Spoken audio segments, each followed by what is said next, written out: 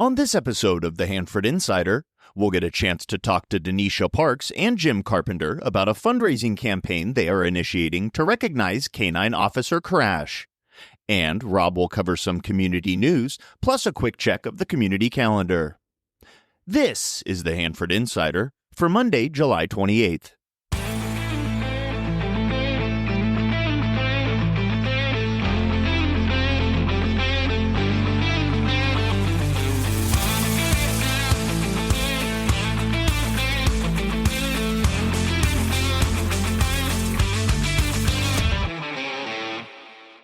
Hey everybody, welcome to the Hanford Insider. It's your behind-the-scenes look at life in Hanford, California. I'm your host, Rob Bentley. This show is all about sharing local stories, highlighting community events, and keeping you in the know about what's happening right here in our hometown. I especially want to thank the growing numbers of you who are ditching social media as a news source and coming to a trusted source. Doesn't matter if you've lived here your whole life or you're just getting to know Hanford.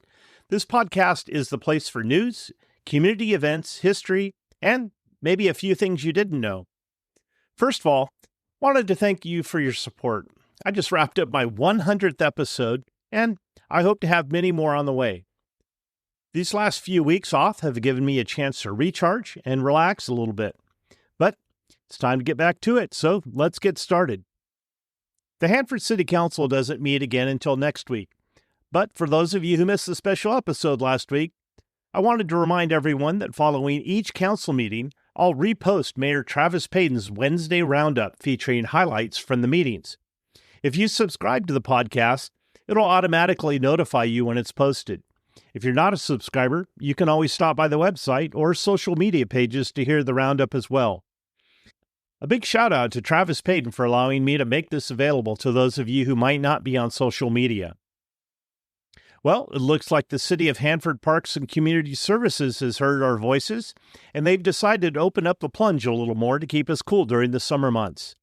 Stop by the city website at hanfordca.gov for a complete listing of extended offerings. So last week, the Carnegie Museum of Kings County launched the historic downtown Hanford walking tours. The tour is self-guided using your smartphone. You can download the flyer for the tour at carnegiemuseumofkingscounty.org. The first portion of the tour includes 12 stops. More stops are going to be added as interest in the tours grow.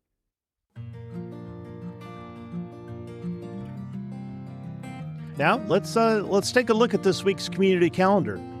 On Monday night, Hop Forge Brewing is hosting a comedy night with Alvin Duke at 7 p.m. At this week's Thursday Night Marketplace, it's Navy Appreciation Night with music by the band Electric Grease. Also coming up on Thursday night, the Little Brick Theater is hosting an open mic night at 6:30. You can check out their website at hanfordmtc.com for information about that event. On Friday night, August 1st, the King's Arts Center will be holding their annual Evening of the Arts.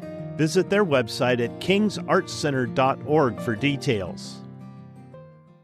Well, coming up on Thursday, August 7th, is the Child Support Awareness Month Summer Kids Day from the Kings County Child Support Services, and I have Marie Waite with me today to talk about the event. How you doing, Marie? I'm doing wonderful. Thank you for asking. So, Marie, I understand this is your second year doing this event. It is. This is our second year that we are offering a free family-friendly community event hosted by the Kings County Child Support Services in partnership with FAST Federal Credit Union, celebrating Child Support Awareness Month, which happens every August, every year. And we will be having resources, fun, and school-age prep support. We're really meant to be here for the families. The observance of the Child Support Awareness Month seeks to showcase Kings County Child Support Service continually changing to meet the needs of our community, which is evolving, as well as our vision to meet the evolving needs of the community by improving access to programs that positively impact families.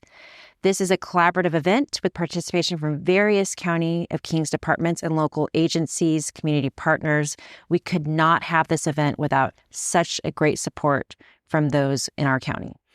Yeah, definitely. Looking here at the flyer, you can see all of your sponsors. It's it's a tremendous community event. So we said it's Thursday, August 7th, from 4 to 7. And let's talk about the location, the unique location of your offices here. Absolutely. We are located downtown at the Fast Plaza, 312 West 7th Street in Hanford.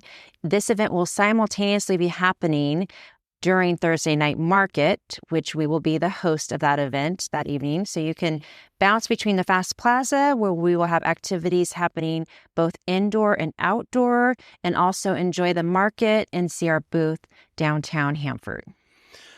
So why should people attend?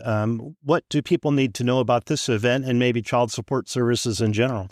Well, I want everyone to know that all are welcome to this event, whether you have a case, are interested in a case, or simply just want a family-friendly event. This is meant for everyone. This is a celebration of the Child Support Awareness Month while getting kids ready for school. And so if you have a 10-year-old that's getting ready for school, please come. But if you have a 10-month-old and you just want a family-friendly event and maybe it's their first time going to get their little face painted, really, this is meant for all. Or even if you don't have kids anymore and you just want to check out what's going on in the local community. We are really a program that is meant to serve families where they currently are. And there may be, you've been a past customer or you could be a future customer. But we just want to make sure that we're getting awareness of what our program is here to do. And it's to help families. In addition, this event is to access helpful services. So we want to shed light on other programs such as King's Community Action, King's Partnership for Prevention. There are so many great programs here outside of just child support, and that's why this is such a collaborative event. So let's talk about some of those agencies that are going to be here. Who's going to be represented at this event? So we'll talk first about those that are in the County of Kings. So we'll have the Library, Job Training Office, Human Services Agency, Department of Public Health, 4-H Youth Development Program. For partners that are outside of King's Community Action Organization, KCAO is really stepping up to be a huge partner this year. They're going to be offering some food, which I'll talk about shortly. King's Water Alliance, King's United More, UCP of Central California, and many, many more partners will be here on this day. So there's a lot of activities. You mentioned face painting, but there's also, because it's getting back to school time, there's going to be a lot of free items for the kids, right? Absolutely. So I'll talk briefly about the raffle items. So we will be asking people to submit a ticket, one per attendee, and we're going to be raffling off items from backpacks to school supplies, round tables, donated pizza gift certificates. We have gardening kits. We have gift cards for hairstylists in case you don't get a free haircut on that day. So let's talk about that. This is a unique thing. We are going to have 8 hairstylists on site. It will be first come, first serve basis, but they will be doing haircuts in our facility. And we hope that we are able to get kids' hair trimmed, anyone under 18, whether they're getting ready for their first day of preschool or their senior year of high school. We're really excited about the free haircuts. In addition, I mentioned our partner, King's Community Action. They will be giving out 200 food kits while supplies last, and also will be featuring those food kits by providing samples. We're not going Costco style, everyone. Don't get too excited, but it will be an element of a demonstration on how to utilize the food provided in the kits. In addition, face painting, I have some team members that will be doing that. Also little manicures. Home Depot will be on site doing craft making activities. That was a huge success last year. Cornerstone Cafe is an adorable cafe, great food, customer service that is downstairs of the Fast Plaza, and they will be offering a 30% discount while supplies last. So we're excited about that partnership. And then the other partners are all going to have items on their booth, whether it's doing acute temporary tattoos or candy. There will be lots of giveaways at this event. That's fantastic, Maria. There's a tremendous amount of information. And what I'm going to do is I'm actually going to post a link to the flyers for the event on the show notes of the episode. And if someone wanted to get involved in this, maybe they had a donation or maybe they just want to come and help out, how can they do that? Absolutely. For specifics on this event or donations and or child support matters, please contact us at 559-852-4127 or the email address support.counts@co.kings.ca.us. We truly look forward to seeing all at this community event at the Fast Plaza on Thursday, August 7th from 4 to 7 p.m. Thank you very much. Thank you. I really enjoy putting together this community calendar. So remember, if you have an event coming up and you'd like some help getting the word out, let's work together. You can send me an email at hanfordinsider@gmail.com. I have a weekly newsletter, and for those of you who aren't subscribed to that, you can do that. It has a complete calendar of events as well as show summaries, and it's the most comprehensive community calendar available, so be sure to check it out.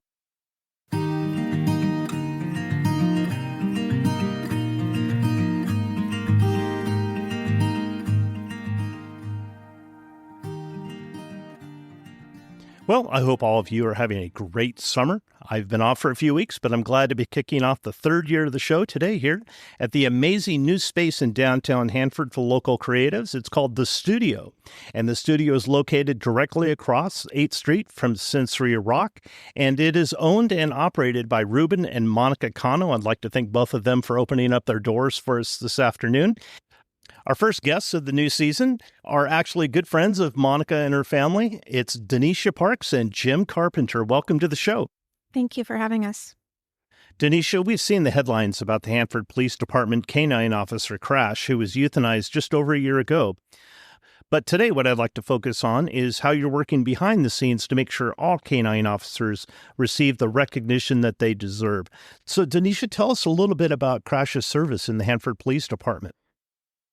Well, Krash was assigned to Officer Cano in 2019, and during his training, he was with the SWAT team. He was involved in the schools with demonstrations. He was a street dog, too, where he was involved in a stop where there was fentanyl, and Officer Cano and Krash were exposed to fentanyl, and then he recovered, and then after that, he was put back to work, and then he also injured his leg. Was put on kind of like a workman's comp. Mm-hmm. Yeah, I remember reading about Yes, and his vet decided that his injury was a little bit more advanced than what he would recover from, so they retired him. And during that retirement, he stayed with the Cano family and loved the kids, and he was enjoying retirement like all of us should. Yeah, so these dogs become a big part of family life, don't they? Absolutely. And Krash was very involved in their family, and they loved him very much. Yeah, I was telling the story earlier about when I used to live next to a sheriff's canine officer, and the officer was very kind and brought the dog over and assured my kids that they were safe and even did a lost keys demonstration and things. And it was very evident about how important these dogs are to families. So, unfortunately, Krash was euthanized, and can you tell us a little bit about that? Well, I don't want to get into detail about everything, but he was euthanized on January 31st, 2024. So it upset a lot of people. Yes, it did. And there's a lot of circumstances that we're not at liberty to talk about here. Yes. Totally understandable. Yeah. But you have an important mission. You want to make sure that these canine officers are always remembered, and you have a special project, and you've rallied community supporters, including Jim Carpenter, who joins us. Jim has been involved in city council meetings, making sure that the canines stay at the forefront of the conversation. Jim, you've been a vocal person at city council meetings, always making sure that people remember Krash and other canines. Why is this so important to you? It was important to me because I saw a post on Facebook, and I am an animal lover. I have a little Dachshund named of Larry, who I love to death. And when I read this, I immediately wrote back to the poster, which was my friend here, Dionicia, and here I am. I got involved into it. It became a passion with me. I was seeing other animals on Facebook. I would go through the reels and watch how they were honored and how they were treated like officers that they were.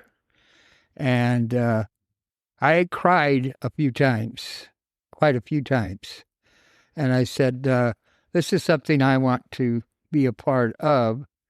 And I got angry also. And then I remembered that I had met Krash a couple of times there at the school that I teach at. And he had visited our school twice. And he would come around the kids. And, of course, they were directed what to do and what not to do. But I said, this is important. This is one of our police officers, and we have not recognized him. And so I said, let's do it. So, Dionicia, you have a plan in the works to actually memorialize Krash and other canine officers. Well, what do you have going? Well, at first we started selling shirts. So shirts are still available. They're $20. So you can still order those. You just message us on Facebook, Instagram. So I understand you're planning a memorial bench and maybe a statue? Yes, the bench is a lot cheaper than the statue. The statue's anywhere from $8,000 to $18,000. The bench, we already have estimates, and we will go through a local company. And we do have funds for that. We're getting very close to finishing the bench purchase, and then we will just focus on the statue as the funds come in, and that can be installed at a later date. But to get that bench is very important. What we would like to do or put it is in front of the police department where a lot of custody transfers happen, so that the children have some place to sit and wait for the other parent. Mm-hmm. And just, I think that would be a wonderful place. And once we do get a new city building, a new police department, we can move that. Mm-hmm. But yes, that's the plan. And I think that the community bringing a GoFundMe to light, anybody can donate, and anybody can walk by who's donated and say, I helped purchase that bench. Yeah. To feel a connection. Okay, so you have the GoFundMe Mm-hmm. going. And how can they, if they're not into online giving or something like that, how can they contact you to donate towards the memorial? Well, they can go through any of my social medias, or they can come to the studio and get information. I'm very accessible, so my phone, I can give you my phone number. I can do anything. Yeah, I'll tell you what, I will put the links on my page, on the Hanford Insider webpage, and links to the GoFundMe and other things. I have the ability, if you listeners go to the show notes portion of it, I have links to different show topics and everything right there, and I'll put a link to the GoFundMe right there so you can go right to it. Wonderful. We also have a letter for businesses or who needs good. a letter to donate. So we definitely want to get this done. It's been overdue. Yeah. I would have liked to have done it on his 1 year. I would have liked to never have experienced this and been in a part of it, but I'm very grateful that I am, and he still has a voice. Yeah. And he has a voice for all of the canines that we still have. And because of Krash, the state of California, and probably outside of California, people are talking about their programs, their canine programs, and making sure that this doesn't happen again. Yeah, well, definitely. We actually, as a state, need to make a law preventing this from happening again. The military has a law in place where all military, they go to the ends of the ropes to make sure these dogs are not euthanized, and they can be retrained, and they can do wonderful in homes. Yeah, they certainly can. Well, Dionicia, Jim, I want to thank you for joining me today. And of course, there's going to be more news coming down the line in the next few months in terms of things that are going on with a memorial and remembering all the canine officers. But don't forget that the community needs people that are passionate about things. And we need more Dionicias and we need more Jims to come to city council meetings, talk to their city council members, and express their concerns, because you're going to make a difference. Thank you. Thank you so much.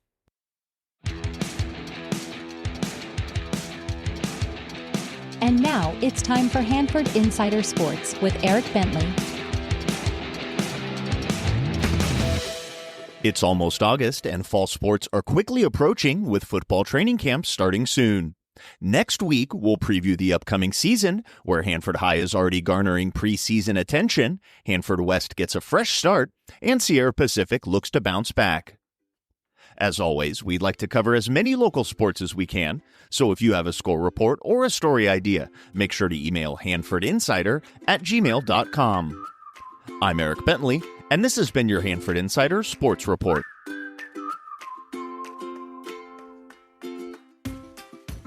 Well, that's all the time we have for this week's show. Join me next week when I have a chance to sit down with Kings County Board of Supervisors District 3 Representative Doug Verboon. I'm looking forward to having him on the show. If you enjoyed this podcast and you'd like to show your support, you can go to buymeacoffee.com/Hanford Insider and make a donation. I really appreciate it. If you'd like to join the Hanford Insider email list, you can stop by my website at hanfordinsider.com to sign up for updates. You'll also get a copy of that newsletter that I was talking about in your inbox each week. You know, I also need your help getting the word out about the show, and you can do that several ways. One is sharing it on social media. The most popular way of finding out about the podcast I'm finding is that people just share it with friends, so let them know about it. And most importantly, if you have a show idea, be sure to email me at hanfordinsider@gmail.com, and I'll look into it. I've got some fantastic show topics coming up in the next few weeks, and I can't wait to put those together for you. So I'd like to thank you for listening, and I hope you have a fantastic week.